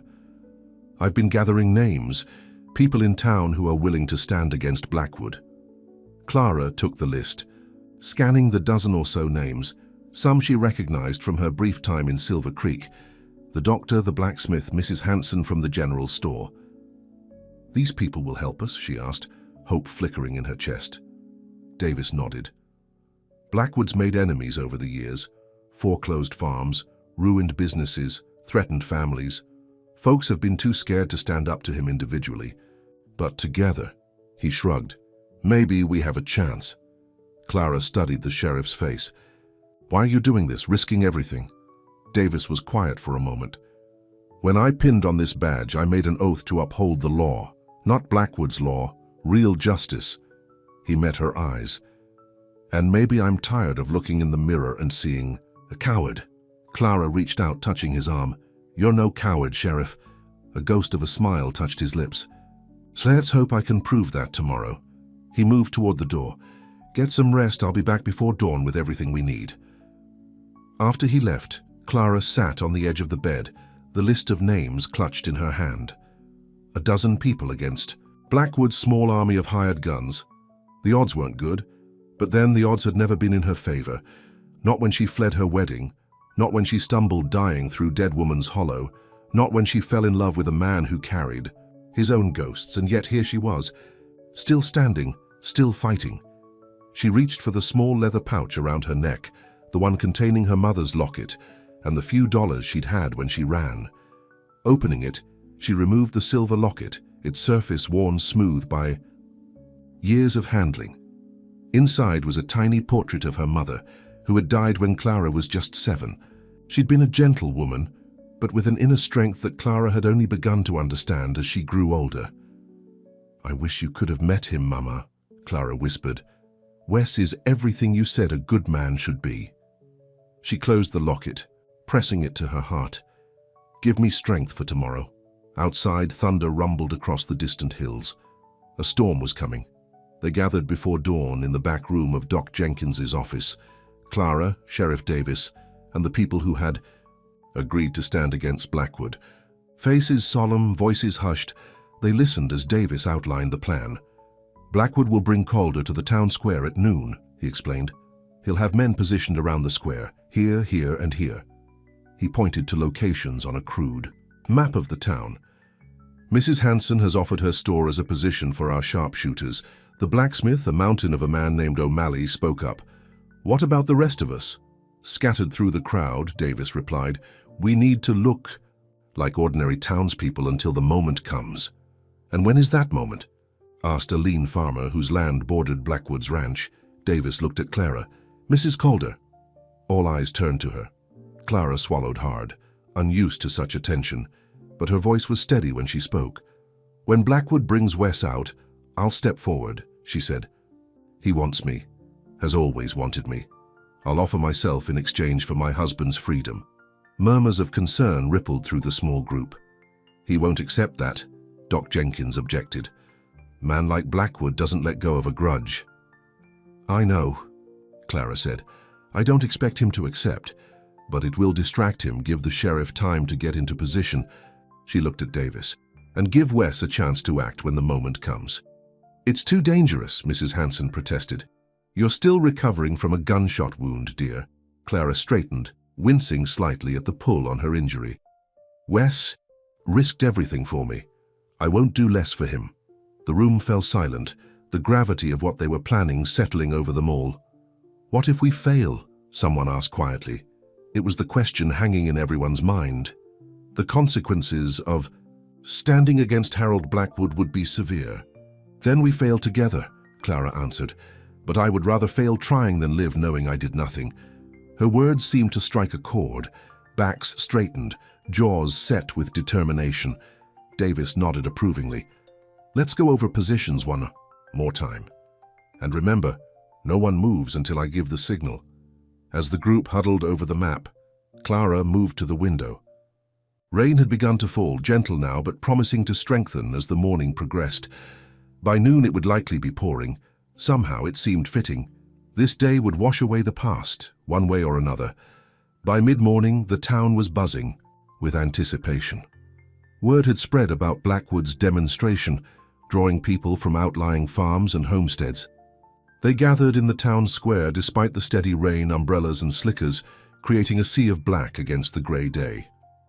Clara waited in Mrs. Hanson's store, peering through the rain-streaked window at the platform that had been erected in the center of the square. Her heart pounded so hard she feared it might burst from her chest. It's nearly time, Mrs. Hanson said, placing a gentle hand on Clara's shoulder. Are you certain about this, dear? Clara nodded. I've never been more certain of anything. The Older woman studied her face, then reached into her pocket. Then take this. She pressed a small derringer into Clara's hand. It only has 2 shots, but at close range. Clara stared at the tiny gun. I have Wes's revolver, she said, touching the weapon hidden beneath her coat. A second gun never hurts, Mrs. Hanson replied with surprising practicality, especially one that can be hidden in a pocket. Clara slipped the derringer into her dress pocket. Thank you. Mrs. Hanson hugged her carefully, mindful of her wound. You're a brave young woman, Clara Calder. Your husband is a fortunate man. A commotion outside drew their attention. Riders were entering the square. A dozen men on horseback, Blackwood, at their center on his gleaming black stallion. Behind him, hands bound and face bruised, rode Wes.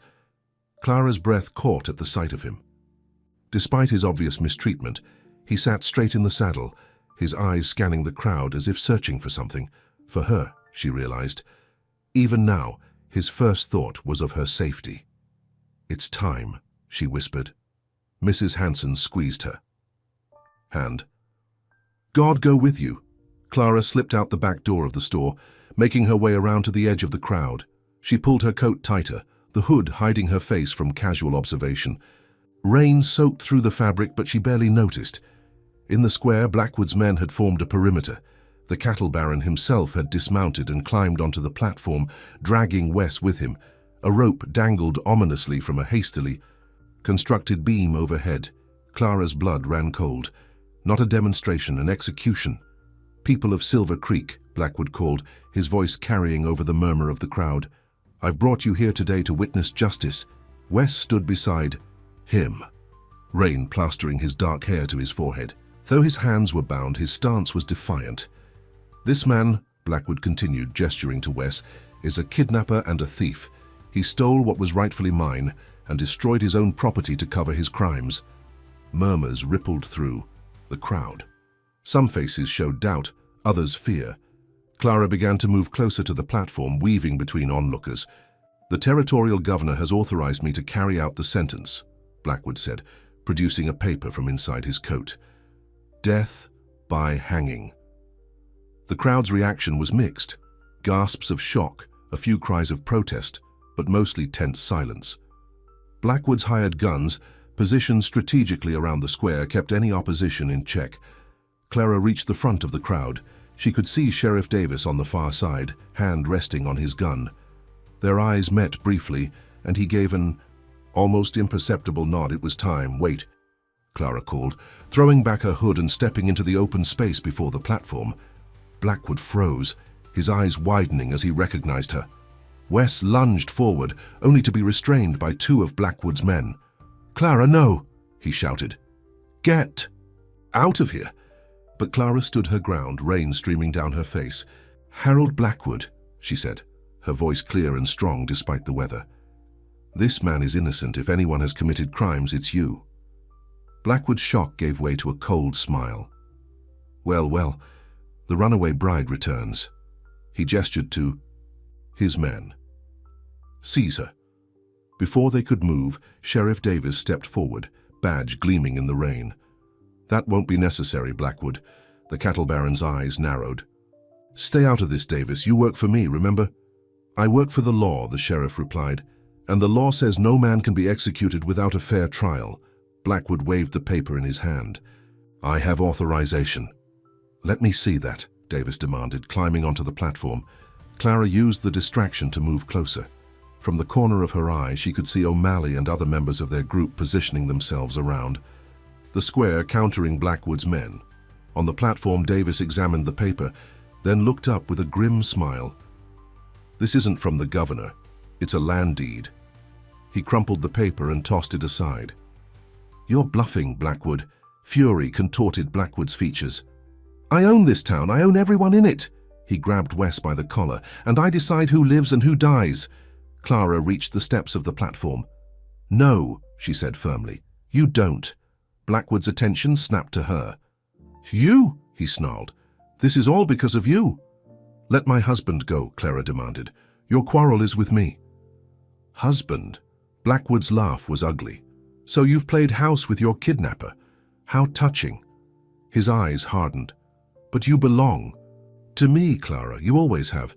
"I belong to no one but myself," Clara replied. "The sooner you understand that, the better." Something in her tone must have reached him. Blackwood studied her face, seeming to truly see her for the first time, not as property to be claimed, but as a woman with a will of her own. For a brief moment, Clara thought she saw uncertainty in his eyes. Then his face hardened once more. "Enough." "Halve this," he spat. "Davis, arrest her for conspiracy. The rest of you clear the square. The execution proceeds as planned." No one moved. The townspeople, who had always cowered before Blackwood, stood firm. Blackwood looked around, disbelief etching his features. "Did you hear me? I said clear the square." "We heard you," O'Malley called from the crowd. "We're just not listening anymore." Rage mottled Blackwood's face. He drew his gun and aimed it at Wes's head. "One last chance," he said, his voice deadly. "Quiet. Clara comes with me or he dies right here." Time seemed to slow. Clara's hand moved to her pocket, fingers closing around the derringer Mrs. Hanson had given her. She saw Sheriff Davis reaching for his own weapon, saw Wes tensing to move despite his bonds. "Your choice, Clara," Blackwood said, cocking the hammer of his gun. Clara took a deep breath, steadying herself.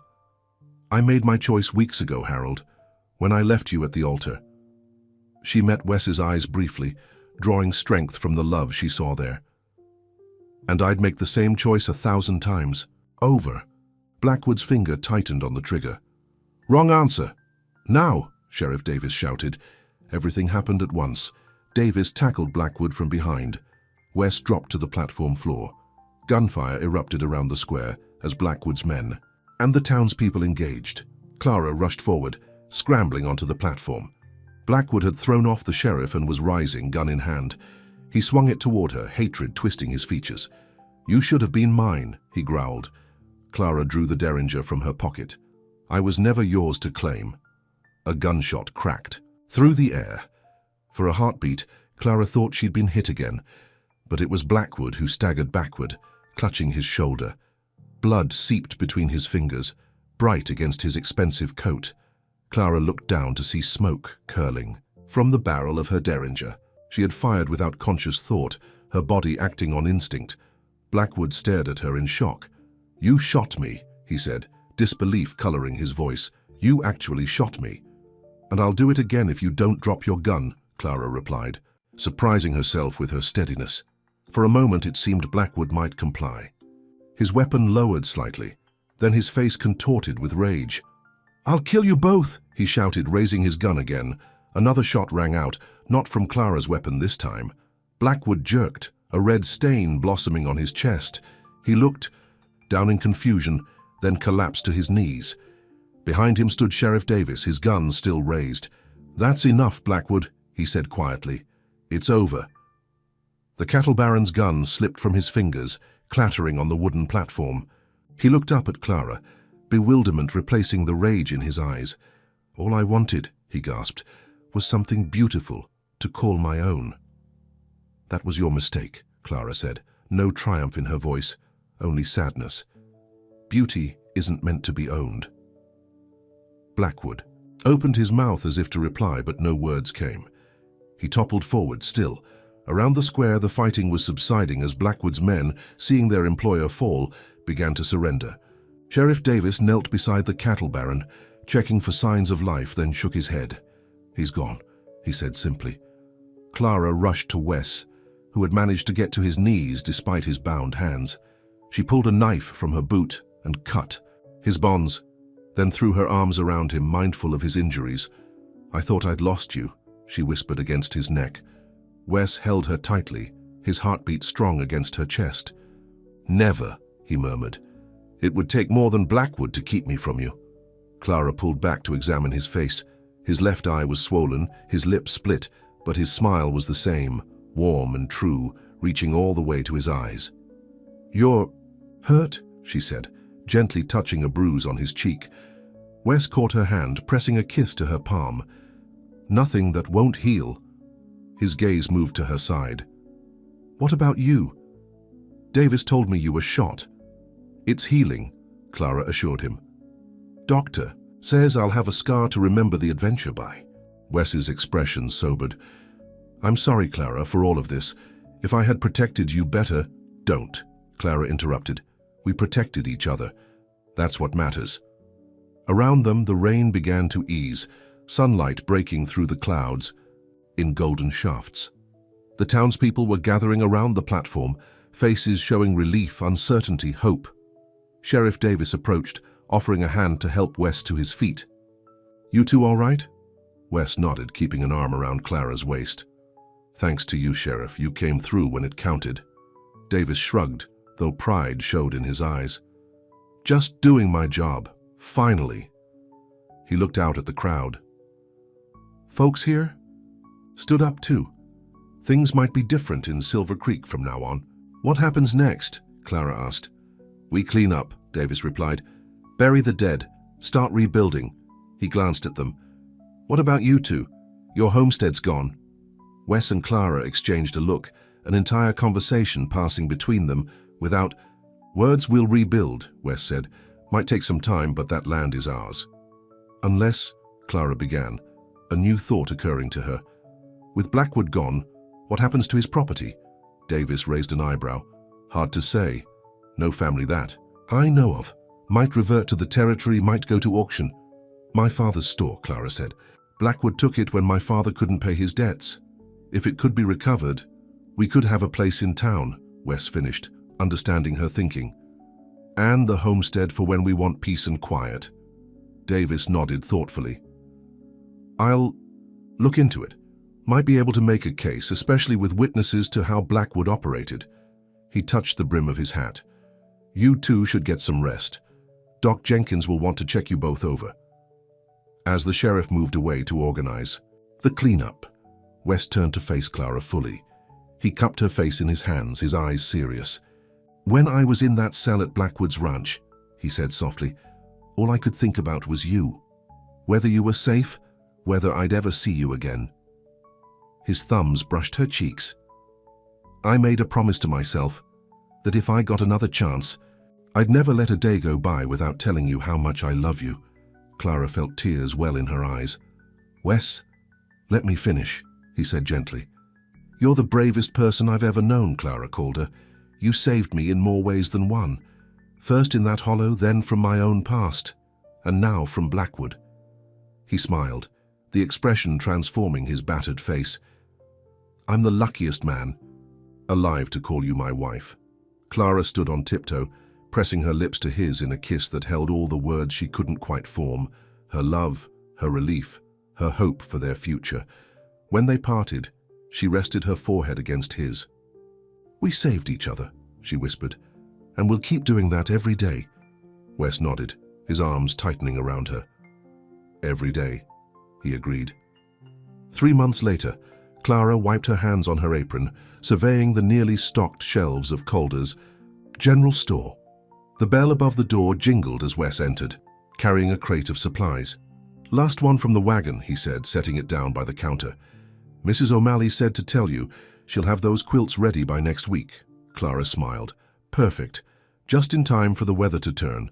She moved to help him unpack the crate, their hands brushing occasionally in a dance that had become familiar and precious.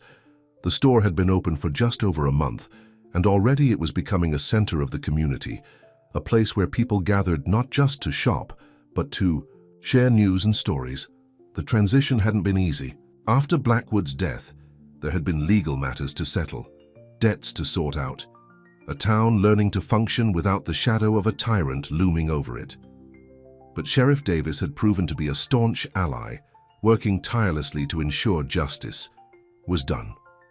Clara's father had returned from the gambling halls of St. Louis, drawn by news of Blackwood's demise. Their reunion had been cautious at first. Too many hurts lay between them. But he was trying, working at the store 3 days a week, slowly rebuilding his relationship with his daughter and getting to know the man she had married. I was thinking, Wes said, placing a jar of honey on the shelf, we might ride out to the homestead this weekend, see how the new cabin is coming along. Clara nodded. I'd like that. I miss the quiet sometimes. The rebuilding of their homestead had been a community effort, O'Malley and his sons providing labor, others contributing materials. It wouldn't be the same cabin Wes had built with his own hands, but in some ways, it would be better. A home. Created not just by them, but by the people who had stood beside them when it mattered. The bell jingled again, and Martha Thomas, the Reverend's wife from Cotter's Ridge, entered the store. "Good afternoon, Mrs. Thomas," Clara greeted her warmly. "What brings you to Silver Creek?" "Just visiting friends," Martha replied with a smile, "and I wanted to see how you two were getting on." Her eyes moved approvingly around the store. "Quite a change from when I saw you last." Wes came forward, wiping his hands on a cloth. "We're grateful for what you did for us that night," he said.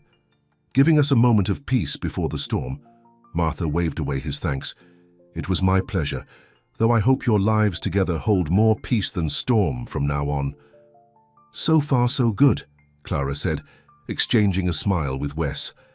After Martha had made her purchases and left, promising to return for dinner soon, Clara found herself looking around the store with a sense of wonder. This space, once part of Blackwood's empire, was now theirs. A place where they could build a life, serve a community, grow old together. Wes came up behind her, wrapping his arms around her waist. "Penny for your thoughts, Mrs. Calder." Clara leaned back against him, savoring his warmth. "Just thinking about how far we've come, from Dead Woman's Hollow to here. Quite a journey," Wes agreed, his breath warm against her hair. "And it's only beginning," Clara said, turning in his arms to face him. "I have news." Something in her tone made Wes's eyes sharpen. "News?" Clara took his hand and placed it gently on her stomach, still flat beneath her apron. "Doc Jenkins confirmed it yesterday. We're going to have a baby." Wes's face transformed, joy breaking across it like sunrise. "A baby? You're sure?" Clara nodded, her own happiness reflected in his eyes. "Due in spring." Wes lifted her gently, spinning her in a circle that made her laugh out loud. When he set her down, his eyes were suspiciously bright. "I never thought I'd have this," he confessed, his voice rough with emotion. "A wife, a child, a future worth fighting for." Clara touched his face, her heart so full it felt like it might overflow. "Neither did I. But here we are." Outside the store window, Silver Creek went about its business. People walking the boardwalks, wagons rolling down the street, children playing in the late afternoon sun. Life continuing as it always had, but different now. Better. Wes lowered his head, pressing a gentle kiss to Clara's lips. "Here we are," he agreed, "and here we'll stay."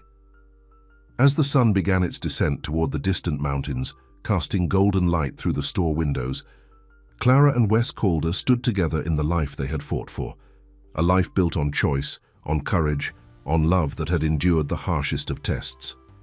Their story, like all true stories, didn't end.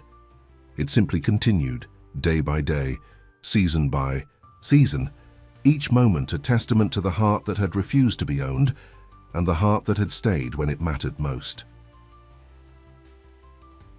The end.